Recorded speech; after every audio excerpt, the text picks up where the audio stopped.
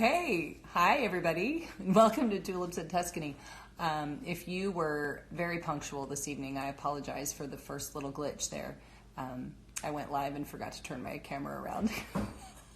So everyone was seeing a very just black square instead of my face, so sorry about that. Anyway, we are live for realsies now. Welcome to Tulips in Tuscany.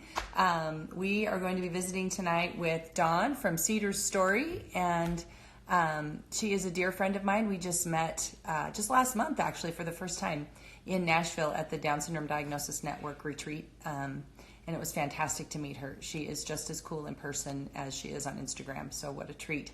So I'm excited to get to chat with her again tonight, and I'm not going to waste any time. I'm just going to go ahead and bring Dawn on right now. Plus, I don't like sitting here talking to myself. There we go. All right. Very excited to see you, Dawn. Are you coming? Hopefully that will do it. Are you there? Oh, hey, there you are. Hi. Hello, beautiful friend. Hello, you got a haircut. Super Well, cute. you know, people keep telling me that. It's so funny. Even my daughter's like, did you get your haircut? I'm like, no, I just didn't curl it today. It's great. That's all. Well, looks good. Looks good. Thanks so much for having me on tonight. Yeah, I'm so glad to see you. How fun. How are you? I'm doing well. How about you? I'm good. Can't complain. We got our kids in bed, so we're doing okay. Yes. Yes. Mine is still kind of talking, and he was in bed like an hour and a half ago, but I can still hear him talking in there. But oh well, you win some, you lose. I think mine are going to conk out fast. They didn't get a nap today. The twins didn't get a nap today, which is very rare for them. So they were kind of train wrecks all afternoon. I think they're going to be out very quick. So mom's ready for them to go out, like quick. Well, they're staying in bed. I mean, they don't have to sleep. That's fine, but they're staying in their beds at this point. So Fair enough. Fair enough.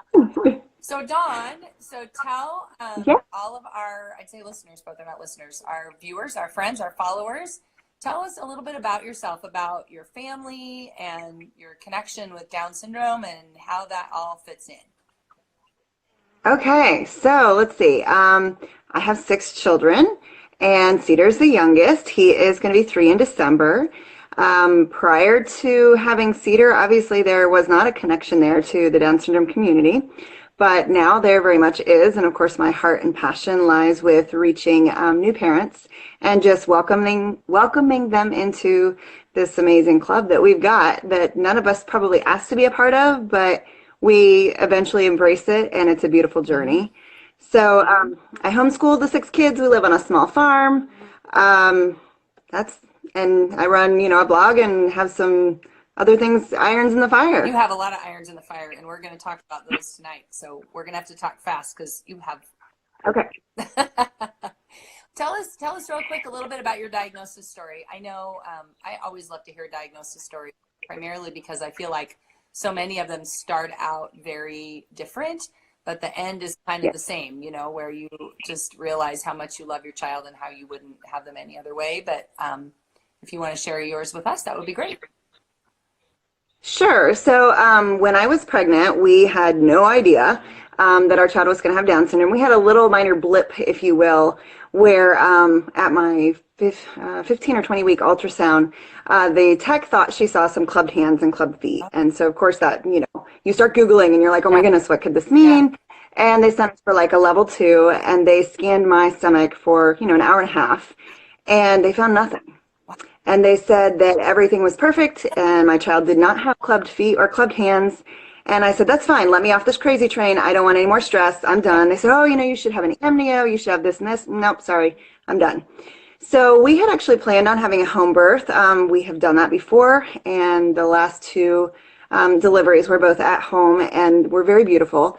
My labors are very, very fast. And so it's actually, I think, better for me to do it that way. Otherwise, there's going to be babies born in a car. Right. So we had no idea that Cedar was going to have any other surprises for us.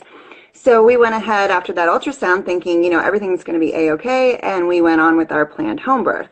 So as far as the diagnosis piece of it, when Cedar was born, he looked a little different than our other children, but many moms have talked to me about this, and I don't know if you've heard this as well, but sometimes we rationalize things that we see, And we say, no, we don't really see what we think we Right. see. So my rationale was, my son was born breech. And I thought, well, his features are a little different because he didn't come out the way he was supposed to come out. Okay. So I know that sounds so crazy now, Sure. but my husband says, no, I knew from the moment I saw him. I knew that there was something different. But our midwife was amazing. She said, yes, she saw some differences, and we checked him out. My husband's a critical care nurse. So he listened to his heart, and, he was peeing, he was pooping, he was eating, he was doing all the things that you would expect a newborn to do. So we didn't have any reason to rush to a hospital or anything like that. But it did give us time to come to terms with what we were seeing. Wow. And so we started doing, just a little bit of research on our own. But of course, I was in denial because, I just had this baby and he didn't have Down syndrome, clearly. So we went to the pediatrician's office a couple of days later. And when I made the appointment, I said, hey, we had a home birth. We were planning on coming in and seeing the pediatrician. And, well, we'd like to have our son just looked at because, he might have, and I couldn't say the words. But I was like, maybe Down syndrome or something. And the nurse freaked out on the phone, of course. And she's like, we need to get him in right away. And I'm going, no, he's fine. Like, he has Down syndrome. Stop the world. right. So we went in, and, I had the most amazing experience with our pediatrician. She was with us, and she looked at our son, and she said, well, yeah, I think he does. But then she went on to say some amazing things to me.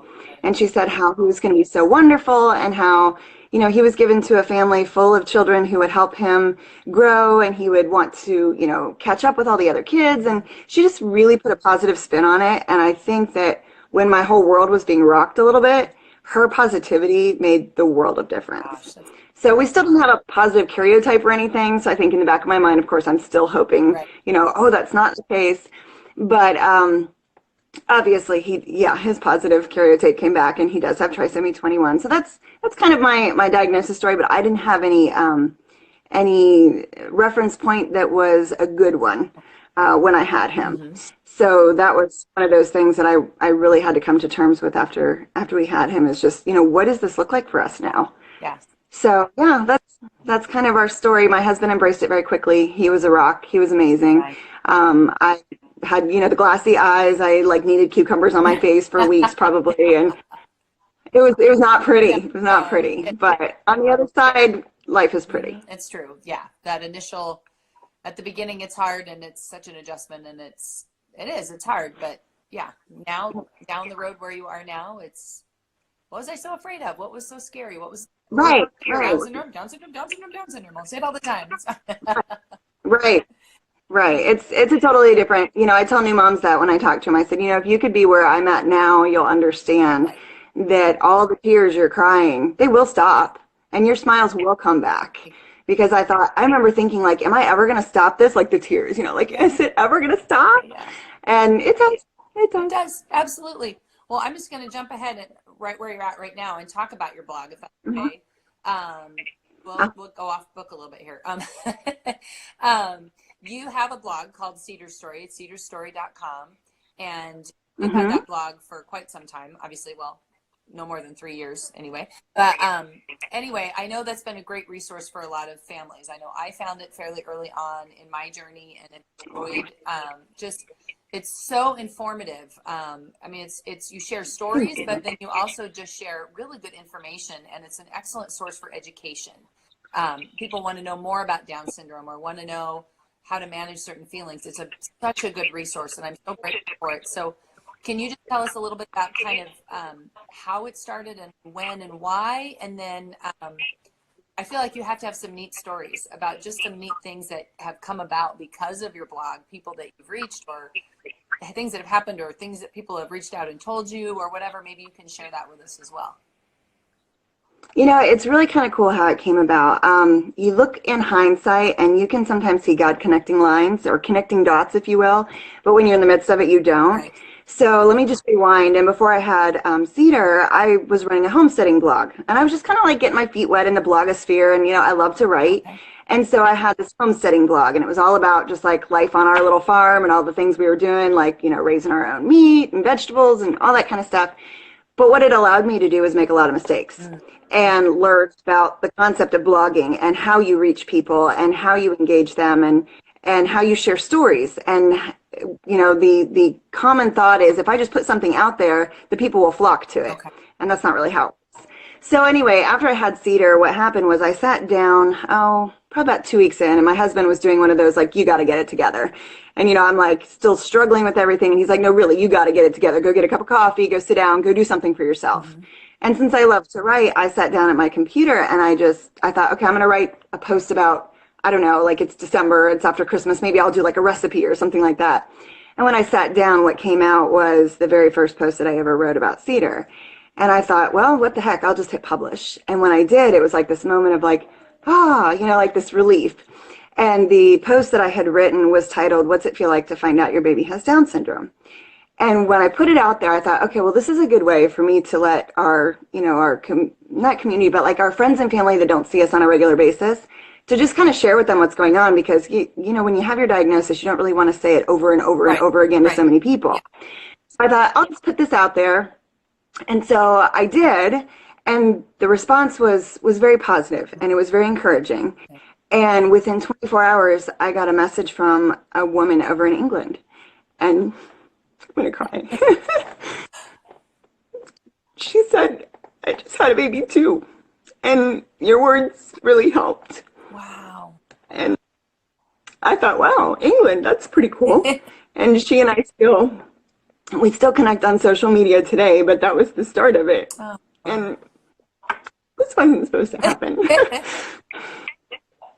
Anyway, there have been a lot more like that connections, and it's been beautiful, and it's totally a God thing because he just laid upon my heart to reach other people. I didn't want them to feel like I did in the beginning. And I wanted them to know it was okay. And that, all the things that we do feel in the beginning, you just own them. And it's okay to have the ugly feelings because you will get past it. And so my burden was just really to reach moms who were in that place and help them. So yeah, that's how the blog came about. I actually launched it. Let's see, Cedar was born in December and I launched the blog in March. So he was 3 months old. And my husband was so very supportive. And right away, I started saying, I don't want this to just be about my son. Like, there's so many other stories out there. It's not just my son. So even though it's called Cedar Story, that just kind of rolls off your tongue. But I think there's 225 diagnosis stories on there now from everywhere around the world. Wow. Yeah. It's been cool. Yeah, it's been very cool. And I think what you set out to do, you've absolutely done. And I love that. So thank you. I mean, it's not easy, Way to go, Julie. You made me cry. Mission accomplished. Okay. I think, obviously you're a mom of 6, you have a brand new baby, and you're just trying to kind of have a little therapy, I guess, by getting your feelings out there, but yet you see that you can make a difference, and then you continue to do it, and it's time consuming. It takes a long time, I'm sure, to maintain something like that, but you're doing such good things, and we appreciate you so much, and thank you for doing all of that, and thank you for the thank you. And I want to thank all the moms who've shared their stories because it's really all of them. It's not me. I just do the behind the scenes stuff, but it's all the moms like yourself even, but it's all the moms who've shared their vulnerability and their stories. And, that's what connects other moms, because if they don't connect with my story, they may connect with yours, or they may connect with Taylor's, or they may connect with somebody else's. And that was my, my hope. So it's really all the moms that have shared. It's a collaborative success story. And it's fantastic. And thank you for making it happen. Thank you for giving it a platform and creating this framework and allowing people to share and all in one place, finding it. And it's great. So we love it. And everyone watching right now, make sure if you have questions for Dawn, go ahead and type them in the comments here. And at the end, we'll have a little bit of question and answer time. Hopefully, we just have a lot to talk about. So I hope we have lots of time for questions. And so if you see me looking a little spacey once in a while, it's because I'm going through the comments trying to see if there's any questions. Not that I'm not listening, I promise. So anyway, let's see. What was I going to ask you next? So how do you balance all of that? That's what I was going to ask you. You do have 6 children and you do homeschool and you do have a very busy, almost 3-year-old. I know what that's like. Yeah, you have 2 of those. So how do you balance all that? Kind of what are some of your priorities or tips or how you manage things so that you can keep up with all that you keep up with and run this fantastic blog and the other things that we'll talk about soon? I don't know that I really keep up with it all. I mean, you juggle all the balls and sometimes they fall. I drink a lot of caffeine. Caffeine is my best friend. I don't know. I try to get up before the kids. I spend time reading my Bible, having some time with God, and that's where I draw a lot of my strength from. And my kids are pretty amazing. They like to help. They are very involved in everything that I'm doing. I don't showcase them as much on Cedar Story because many of them are teenagers now, and I feel like, I don't know, it's like a privacy thing for them. And if they want to jump into a video or a clip or something, that's fine, but I don't share as much about their lives because that's not what it's all about. But as far as balancing, it's just a matter of, I don't know, trying to, I find running the blog and doing some of the other things I'm doing are therapeutic for myself. So I enjoy doing them. We talk about self-care and therapy all the time, and like how do we care for ourselves as moms? And really those are my outlets, my creative outlets for writing and like some of the other things that I have my hands in. It's just something that I enjoy doing, and so it doesn't feel like work. Yeah. And so when I can carve out a little bit of time to do that, it's actually a joy, especially if I have coffee in my hand. Yep. And chocolate. Chocolate's That's good right. too. Chocolate is always good. I am with you there. Well, and it kind of recharges you so that when you go back to whatever you're caring for your kids, caring for your family, you're a little bit recharged and you can do a little better job for them when you've taken that time. And that's what self-care is about. Right. Absolutely. Okay. So, I want to talk about this. I got mine out so we could show everybody your book. We have our copy, and you might notice our dear watchers, followers here, this cute little dude here on the last page. That's Cedar right there. So tell us about your book. I'm excited for your book, Down on the Farm. It's probably backwards to everybody, huh? Sorry about that. But anyway, we have our copy, and it's darling. It's absolutely darling. Thank you. And anyway, so tell us a little bit about your book, and you can find it on Amazon, right? So if anyone wants to order a copy of Down on the Farm by Dawn Alsep, it's in here. Did I pronounce your last name right? I did, right? Oh, okay. Yeah. Cool. Yeah. Okay.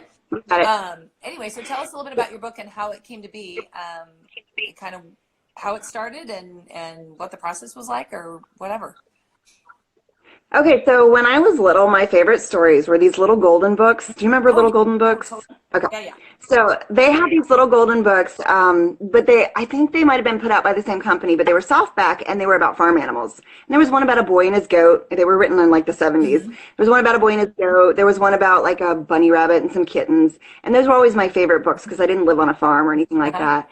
But the kids that were in the books, I always used to imagine that like I was one of those kids living on the farm, having the adventures with the goats or whatever. And I should have thought to grab the books. They're on the bookshelf somewhere, but I should have thought to grab them. They're probably out of print at this point. Yeah. But I remember flipping through those with Cedar one day and going, oh, like I wonder if he'll love these books as much as I did. And then I remember thinking, I want to find some books with kids that look like him because, there is a physical difference with our children that have Down syndrome. And so I started searching Amazon and started searching all these places. And there's some amazing books out there, but a lot of them have illustrations that are, hand-drawn or painted or whatever, but they're not actual real photographs. And I think that's what I loved about these particular books when I was a kid is that they were photographs of real animals and real kids. And so it just got my wheels turning, and I was like, I want my son to have a book with kids that look like him that he can enjoy like I did. And I couldn't find anything out there. So I was like, well, if I can't find something, maybe I can just make one. Right. So Cedar, this is a little funny aside, but when I did the photo shoot for the book, I contacted a dear photographer who's a friend of ours and has been doing our family photos for a long time. And I said, hey, this is what I want to do. What do you think? It's a crazy idea. Are you interested? And she said she would. So she came over, and Cedar was actually only 5 months old when we did the photo shoot, and he couldn't sit. Okay. He couldn't do anything. And so I was like, okay, I've got all these beautiful children that I've invited to this photo shoot, and I'm organizing all this, and my poor kid's not even going to be in there because he can't even sit up with these animals.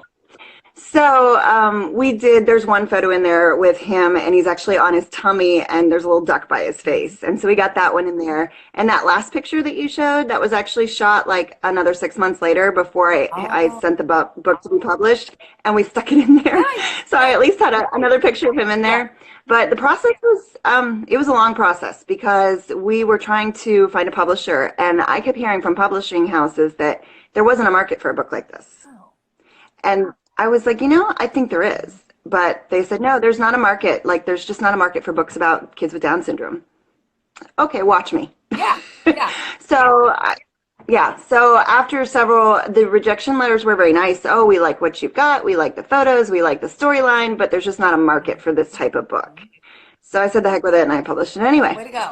And yeah, I thought there was a market. If nothing else, my kid has a book now about little Yeah, kids yeah, yeah. on a farm. Yeah, awesome. Well, I love it, and I think it's sweet. And we have one other book I think that is kind of an ABC book that features pictures of. Yeah, we have that one The too. only one. But there were very few. Yeah, there's not very many. So, and I love that. Like you say, I like that your kids can look through the book and be. These kids are like me because they're going to recognize that. Maybe they may not recognize it when they're very tiny, but as they get older, they're going to recognize that and they're going to appreciate seeing that representation. Just like we like seeing it now in um, magazine ads or Right. commercials or flyers from Fred Meyer or, whatever grocery store or clothing store or whatever. We love to see that, let's represent everyone and all different people. Right. So I love that. I think it's a darling book. And so, yeah, you can get it on Thank you. Amazon if anyone's joining late and wanting to know Down on the Farm by Dawn. Yeah. Thank you. Okay. And And there's some really cute kids in there. There's 9 other oh, yeah, kids besides Cedar in they're there. darling. Oh, I know. They're so cute. They're all local to me, which is really cool Yeah. because I just put a call out and said, hey, you guys want to come hang out on the farm and get some Yeah, pictures? exactly. They're like, heck yeah, we're going to come down and play with the animals. So, Right. and now my favorite, okay, again, we talked about a lot of irons that you have in the fire, and my favorite one is this one right here, and this one Yeah. right here, right? Oh, you're locking up on me. I hope that's not my Wi-Fi.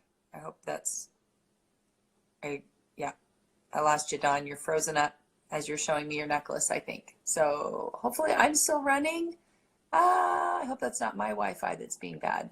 I don't think so, but I can't tell. Okay, can you all still hear me out there? Can anyone comment? Oh, there we go. I lost you for a minute. I think you're back. So it was me that was gone? Okay. I couldn't tell if it was me that Maybe I locked was, up I or don't you. know, you were frozen for me. Oh, Dawn, it's your show now. So there you go. Sorry, there I go again. Oh, shoot. I've got my All right. Am I still? locked up. Okay. Dawn keeps freezing on me with the best faces. Oh. Okay, please keep working. Please keep working. Okay, so I'm going to go ahead and ask the question, and hopefully Dawn will be able to answer. Okay. So Dawn also has a jewelry line, which I will tell you, you can find her on Instagram at the number 6 Arrows Designs. I can there's posts in our stories, links in our stories, and we can add it here in the comments as well. Sorry that Dawn is frozen. I hope she's going to come back soon. Hopefully she'll fall out. Anyway, she designs beautiful jewelry, and some of it is the sterling silver, which is what I'm wearing right here. This is, I am not lying when I say I wear this every day. I truly, honestly wear this every day, and these earrings every day. And it's hard to see in here because it's not great quality, but it's the 3 arrows that symbolize Down syndrome. And it looks like Dawn is back, so I'm going to stop talking about it and let Dawn talk to you about her jewelry business and tell us how it got started, because there's a story there that I have not heard, so I'm excited to hear the story. Okay, so the story goes, I told you that, we got our diagnosis from our pediatrician. And when Cedar was 3 days old, he was put in the NICU because he had elevated bilirubin and he was jaundiced. So we're in the NICU, or I'm sorry, yeah, it was the NICU. We were in the NICU, and, I'm still just trying to process everything. And the doctors are doing their rounds, and there was like 5 or 6 of them. And I was a mess, frankly. I was just a really mess at that time. And after they did their rounds, one resident stayed behind, and she said, can I talk to you for a second? And I said, well, yeah. And I'm thinking, what else? Somebody else is going to say, oh, this is the crazy woman who had her baby at home, and now she's in the NICU with her baby who's jaundiced or whatever. She said, I wanted to tell you, she said, my brother has Down syndrome. And my mom has had this poem on our wall since he was born. And she shared Welcome to Holland with me at that point. And it Oh, was like a nice. cathartic moment for me. I mean, it was just one of those where it's like, okay, I get it. Like this, I don't know, that poem for me just, it made things all right. And so when I heard that, I was like, well, every mom that's in my shoes needs to have the opportunity. I know not everyone embraces that poem, but I love it. Clearly, Tulips in Tuscany appreciates it and gives a nod to it too. But anyway, she shared it with me, and I was blown away, and I thought every mom needs the opportunity to hear this. And throughout my life, I've always created jewelry ever since I was a teenager. And to me, when you create something, especially if it has meaning behind it, there's been times that I had a necklace that a girlfriend of mine gave me after we lost a baby, and it just reminded me of that, and it was a positive thing. So that I want to create something that a mom who's in my situation could be given, and somehow it could connect her with the poem. And so this was, Cedar was like 3 days old. And again, this was one of those God things where I think God just put an idea in there and just let it kind of roll around for a while. And then I thought, well, if I'm going to put the poem on there, I need permission because I didn't write the poem.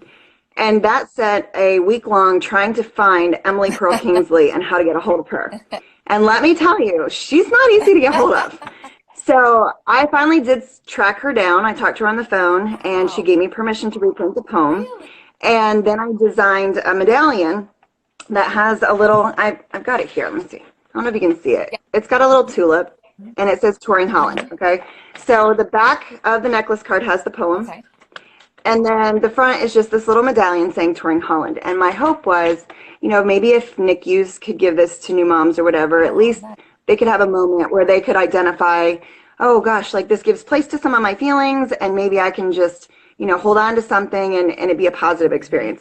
So I created the piece, and then I donated a whole bunch of them to our local NICU. I found Brittany's baskets and Jack baskets, and I donated some to them. Last year, the DSDN allowed me to do it as a service project, and I think we sent 900 of them out to new moms with the pregnancy diagnosis with DSDN. And so that's kind of how it started. And then it was like, well, maybe I want something besides just wood. Like I love sterling silver.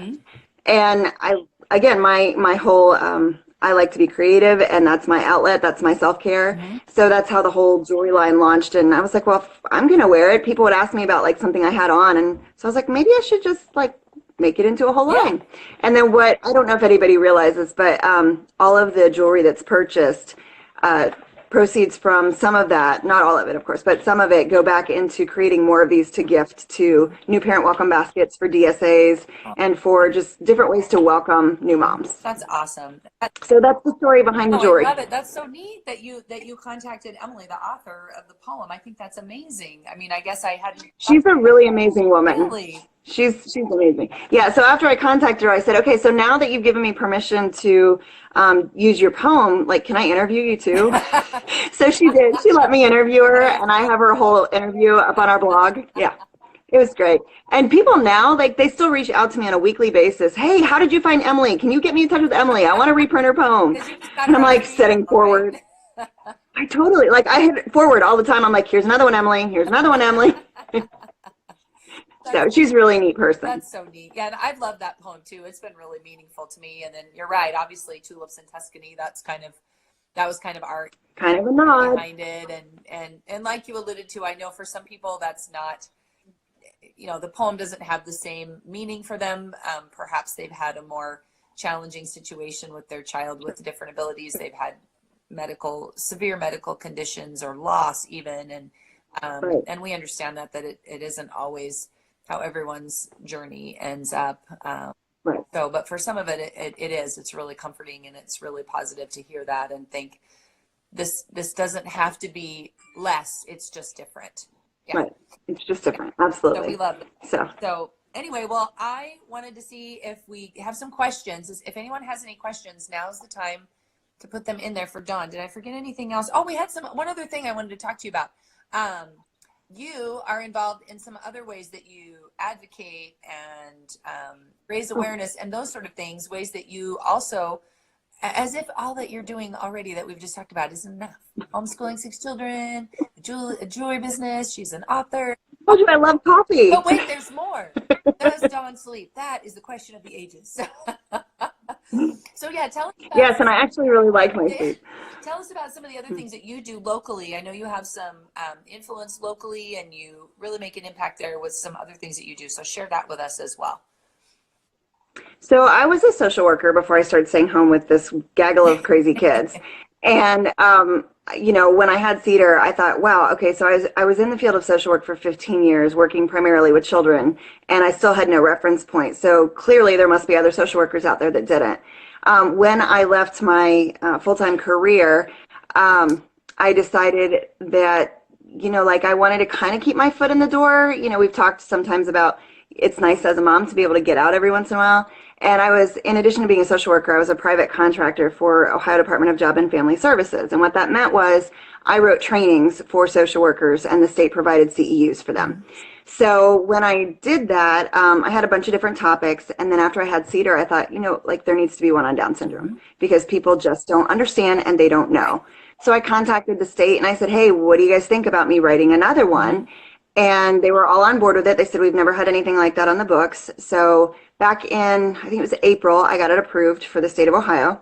And I've trained it 6 times around the state. And what's been really fun so far, and I've got another one scheduled for the winter quarter and then some scheduled in the spring. But what's been really great is that almost everyone who's come to the trainings has not had a personal connection to Down syndrome or has not had one close enough that they know much about it. And so at the end of the training day, 'cause this is a 6-hour day, and at the end of the day, I say, okay, so did you learn anything new?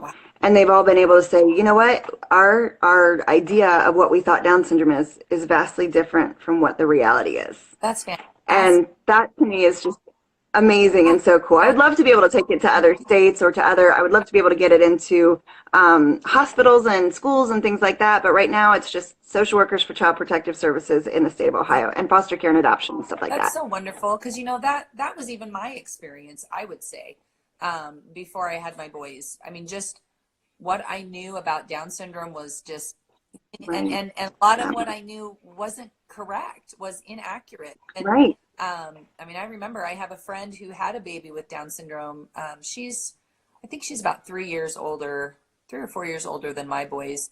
And she's a good friend, but we don't spend a lot of time together. But I remember when she got her diagnosis, and I remember my response was this one of condolence. I'm sorry. Oh, yeah. Yeah. This was, oh my gosh, what a blow. Oh, just heartbreak Right. and all of that. And then, we didn't spend a lot of time together, and I'd see the baby a little bit once in a while here and there, but as far as how their life went after that, I wasn't really super tuned in, so that was it. I mean, that was my one brush with someone with Down syndrome, was that, and that was all I knew. So, obviously then I get my diagnosis, and of course, everything falls apart again because I have that same attitude because that's what I know. That's all I know. And I'm so glad I know more now. And so I feel like probably most people are where I was then.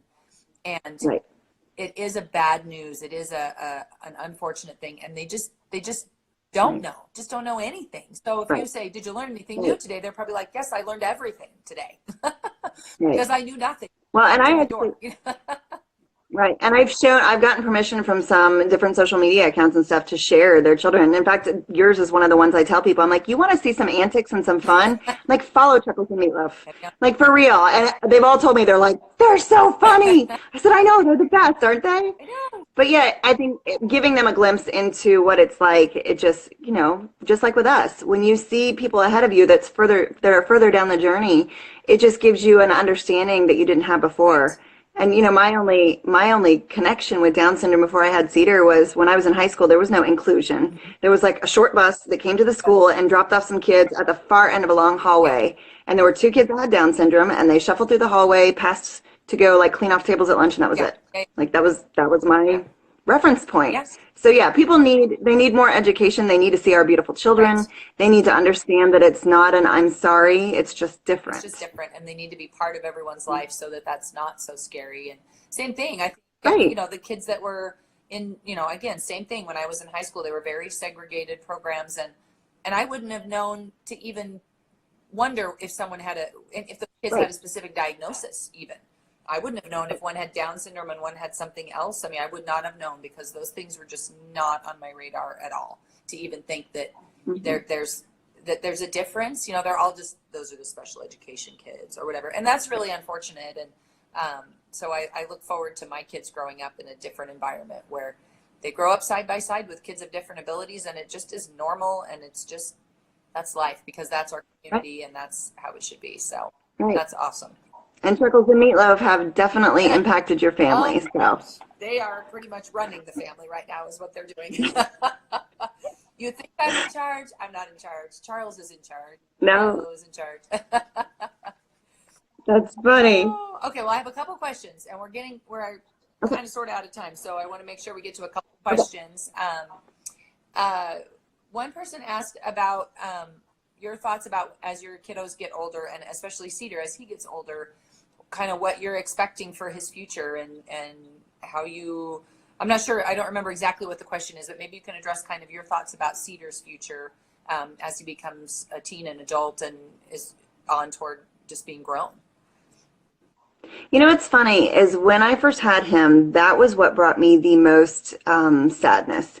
And my husband would say, "Oh, you know, you're having a rough day. When you have those rough days, it's usually when you're not living in the moment." And he was right because I would stress about like the 15-year-old Cedar, the 30-year-old Cedar, the Cedar that was still here when I was gone. And I've learned to stop doing that and just focus on the here and now. So I don't really know that I have expectations other than to help him live up to his fullest potential and enjoy each and every day that he smiles at me and brings joy. I mean, there's all kinds of things I would love for him, but you know what? He's going to be what he's going to be when he's going to be Right. it. And I'm just going to be here to cheer him on. And I'm thankful that just like with you, you know, we have a huge family to embrace him and to love him for whatever it is that he's going to be. So I try not to have expectations because I don't want to be disappointed. And if I don't have an expectation, then I just get to see him unfold and grow and become this beautiful human being. But I haven't put my own expectations on Right. him. Does that make Yeah, and sense? I think that's good advice for any child. You know, obviously your children are going to be who they're going to be no matter, you know, what you hope and dream for their future. I mean, I'm really tall, and my older kids, their dad is really tall, and we were like, we're going to have NBA playing kids, and they're going to pay for our retirement because they're just going to be basketball stars, right? No, no, not at all. I've got a musician, I've got, you know, but they are not athletes. They are just, Not so, you know, I mean, that's a silly example, but seriously, you know, you don't know who your kid's going to be and what they're going to be like and what their choices are going to right. be and their goals and what they want. So we all just, like you say, just let it unfold because you're going to probably, As long as they're good yeah, humans. exactly. Just be good people. Just be kind. You Yeah, know, be I kind. always said when my kids were little, I'm like, I want you to grow up to love God and love each other. And that's the most important thing to me. And if you Hmm. do that, then I'm going to be happy. So, you know, we'll see, hopefully. So I do have a really good comment here that I want to share because I think this is right in your wheelhouse as well. Someone says, I have a 2-year-old boy with Down syndrome, and I see how you guys post about them, meaning our own kids. And I've always wanted to do that, but I just don't know how I would be able to handle the negative comments toward my child. And I think that's really valid to be. It is Yeah. kind of, it's a little scary to put your children out there, to put your family out there when you don't know how people are going to react to them. So, I mean, I know my experience has been primarily positive, not completely. I just had somebody I had Hmm. to block yesterday because they put some nasty comment, and we don't even need to give it airtime. But can you speak to that too, Dawn? Kind of how you've handled, if you've had negative comments, and how you handled that, and why you choose to still do what you do in light of that. So most of the negative comments that I have seen have primarily been on the back end of the blog because I've got it set to where I have to approve comments. Oh, So there's a lot of ugliness that I see there that other people don't see because they don't need to see it. gotcha. It's just ugly. It does feel like a punch in the gut. Mm, But then I have to go, you know what? Like these people are just seeking a reaction and they're ignorant. And if they're unwilling to be educated because of something that they see on the blog or something they see in social right. media, that's not my problem. Mm, Not my problem that you're unwilling to be educated. So I block them right. just immediately. The very first time it happens, it does feel like somebody just sucker Yeah. punched you and it hurts. But then, you know, you got to frame it and put it into perspective and just let it go. I don't engage. I don't interact. I don't comment back. I just delete, block. Because I feel like, you know, that's what they're seeking is they're seeking a Yeah. reaction. Otherwise, you wouldn't say mean and hateful things to someone. And anyone can say mean and hateful things behind a screen, but I doubt that any one of those people would come up to me in public and say something Right. mean or horrible. And my experience has been primarily positive. There haven't been, but I don't know, maybe one or two things directly added, towards my child, but most of it's just ignorance in general. Like, oh, how do you have this opinion about this or that, whatever. And so I just don't engage. And that's, I think, the best advice you can give. I think putting our children out there, like if any one of us look at what has helped us along on our journey, it's usually seeing others. Mm-hmm. And so to me, that far outweighs any negativity that I might experience personally, because I want someone else to be able to feel better about whatever it is. Maybe they're further behind me in the journey. Maybe they just needed a little encouragement today, whatever the case may be. That far outweighs some troll that put some nasty comment that I had to block. And they're just looking for places to make those comments. And like you say, they're not seeking education. They're not seeking to have their minds changed, and nothing you say or do is going to change their minds. So you have to dismiss them. Just don't know that they came from a very ugly place, and that's all there is to it. So there's some other really good questions in the comments, and I wish we had time to address some more. But one thing you can do is, Dawn is on Instagram, at Cedar Story. If you have other questions you want to ask Dawn, you could certainly direct message her or comment on one of her posts, and hopefully she can get to it. Hey, I'm just going to put out there, say Dawn's going to answer every message she gets from this interview, guys. I have yet to not answer one. It may take me a while, but I don't have 70,000 people following me like you, ma'am. But I have yet to not answer one. But I can't answer them all, which is unfortunate. Of course not. I mean, some of them don't need to be answered because people are just making a comment, and they're always really kind and sweet, but I just can't always.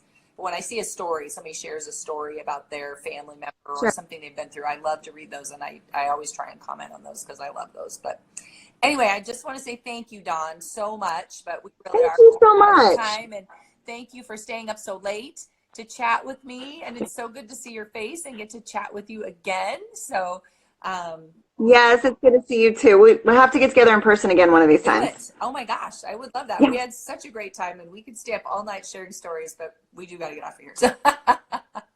Right. And maybe next time there could be some more deer involved. That's right. More deer and bottled water. Yes. Late night runs. Yeah, it was fun. That was a good time. Thanks so much for having me on. I really appreciate it. I feel very honored that you would even consider to have me on here. So thank you so much. Thank you, Dawn. You have a good night. All right. Take care. Bye, guys.